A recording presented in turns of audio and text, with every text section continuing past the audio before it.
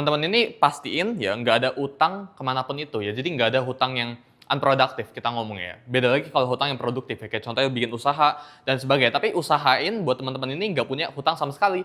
Jadi kalau misalnya lu punya utang di luar sana, pastiin buat lunasin dulu ya. Karena utang itu nyedot basically semua energi lu ya. Jadi setiap kali lu dapat gaji, setiap kali lu dapat duit, lu harus pakai buat lunasin hutang lu ya. Lunasin itu yang mana? Dari kecil ke yang besar gitu ya.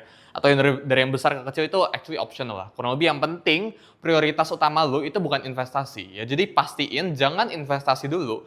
Kalau lu masih ada utang pinjol lah atau utang ke temen lah atau apapun itu, apalagi yang ada bunga ya utangnya ya. Mungkin kalau lu utang ke temen atau ke siapapun itu nggak ada bunganya. Ya tapi kalau lu ke pinjol itu bunganya ekstrim ya. Jadi pastiin buat lunasin dulu gitu ya. Jadi yang pertama itu teman-teman ini pastiin lunasin hutang yang lu punya gitu. Kedua, sebelah sini ya, pastiin kalau gaji lu itu udah nggak melebihi dari expense yang lu punya. Ya jadi kalau misalnya lu gaji lu 10 juta ya pengeluarannya ya mungkin sehat ya. Mungkin kita tentuin angka di sini ya 40% lah ya dari ini ya. Ini sebagai max-nya. Ya jadi kalau misalnya gaji lu 10 juta ya 4 juta lah maksimal pengeluarannya.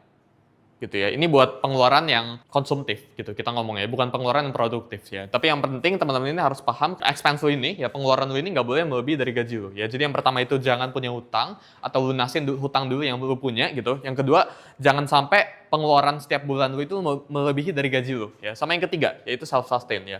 Self sustain itu apa? Ketika teman-teman ini udah achieve ya, hutang udah selesai, semuanya udah selesai, gaji udah selesai, self sustain itu apa? Ketika teman-teman ini udah bisa punya pekerjaan sendiri, ya udah nggak perlu pinjam duit dari orang lain, ya jadi lu punya pekerjaan sendiri punya gitu ya. Lu udah nggak perlu pinjam duit dari kiri kanan, itu udah bisa gitu ya. Terus lu udah bisa punya skill set ya, lu udah bisa punya mulai building yang namanya itu T-shape skill ya. Jadi T-shape skill tuh kayak gini ya. Jadi